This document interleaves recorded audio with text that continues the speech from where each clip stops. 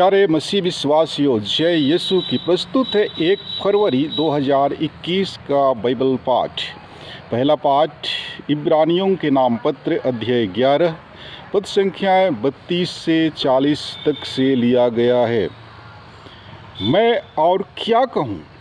Gideon, Barack, शमशोन, यिप्तह, दाऊद, शामुएल और अन्य नबियों की चर्चा करने की मुझे फुर्सत नहीं।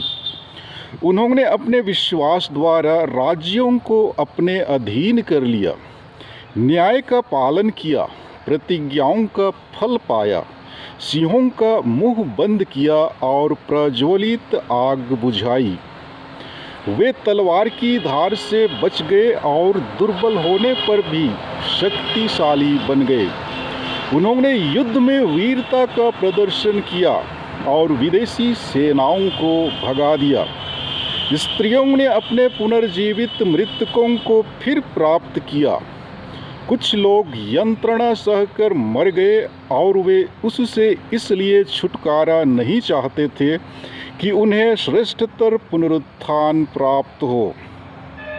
उपहास, कोड़ों, बेड़ियों और बंदीगृह द्वारा कुछ लोगों की परीक्षा ली गई।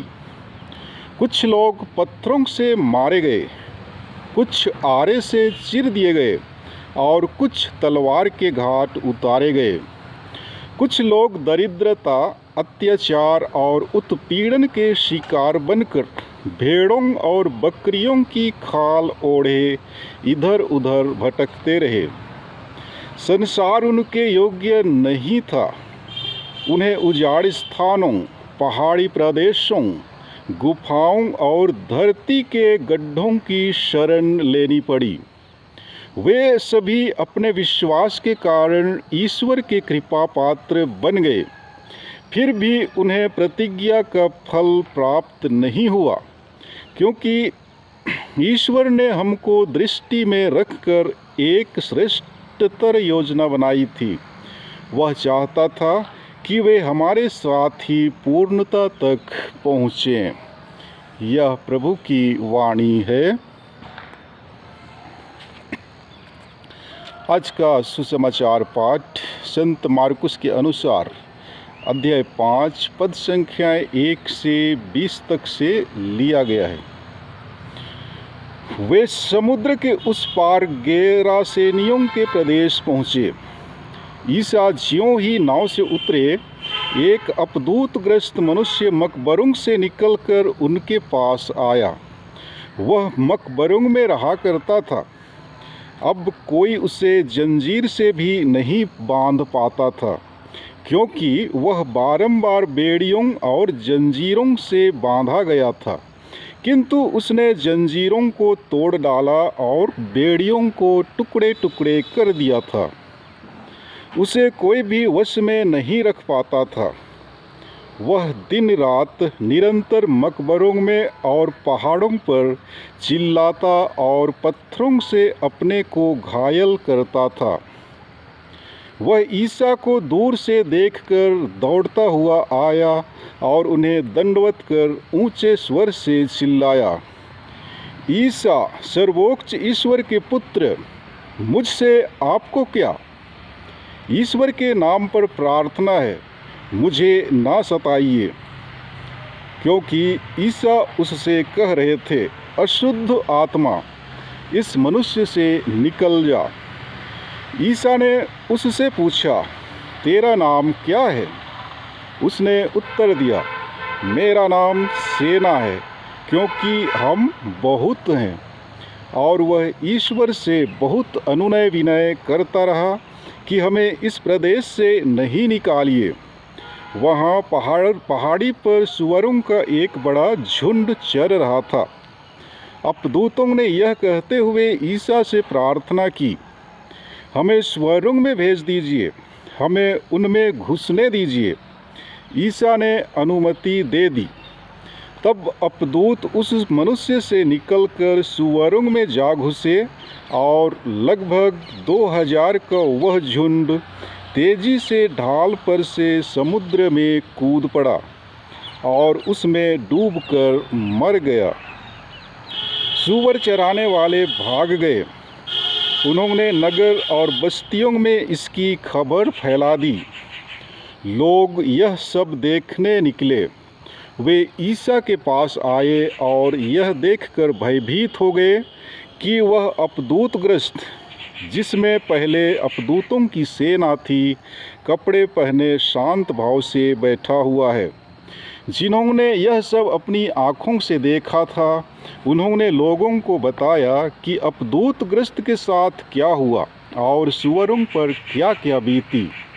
तब गेरासेनी ईसा से निवेदन करने लगे कि वे उनके प्रदेश से चले जाएं। ईसा नाव पर चढ़ ही रहे थे कि अपदूतग्रस्त ने बड़े आग्रह के साथ यह प्रार्थना की, मुझे अपने पास रहने दीजिए। उसकी प्रार्थना अस्वीकार करते हुए ईसा ने कहा, अपने लोगों के पास अपने घर जाओ और उन्हें बता दो कि प्रभु ने तुम्हारे लिए क्या क्या किया है और तुम किस तरह कृपा की। वह चला गया और सारे देकापोलिस में यह सुनाता फिरता कि ईसा ने उसके लिए क्या क्या किया था, और सब लोग अचंभे में पड़ जाते थे। यह प्रभु का पवित्र सुसमाचार है। प्यारे मसीह विश्वासियों, आज के पहले पाठ द्वारा लेखक कुछ विशिष्ट नबियों, न्यायकर्ताओं एवं राजा दाऊद का नाम लेते हुए कहते हैं कि उनके विश्वास के कारण ईश्वर की कृपा दृष्टि उन पर थी। ईश्वर पर विश्वास एवं भरोसा के कारण उन्होंने ईश्वर के प्रतिज्ञाओं का फल खाया।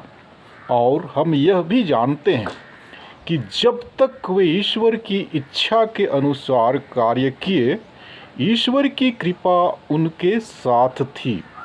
परंतु ज्यों ही उन्होंने ईश्वर की आज्ञा के अनुरूप जीवन यापन करना छोड़ा, ईश्वर ने उन्हें त्याग दिया और उन्हें प्रतिज्ञा का फल प्राप्त नहीं हुआ।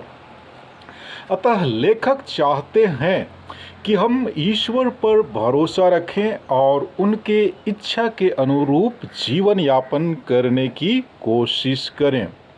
और आज के सुसमाचार पाठ में हमने सुना कि यीशु गेरासेनियों के प्रदेश में प्रवेश करते हैं।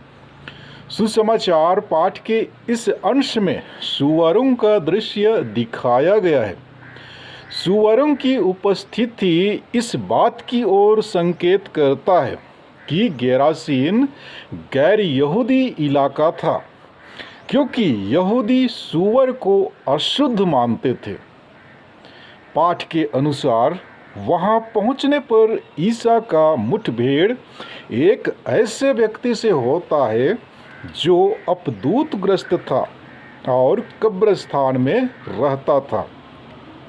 पाठ में यह भी कहा गया है कि उस अपदूतग्रस्त व्यक्ति बहुत ही उद्दंड स्वभाव का था तथा उसको काबू में लाना बहुत मुश्किल था।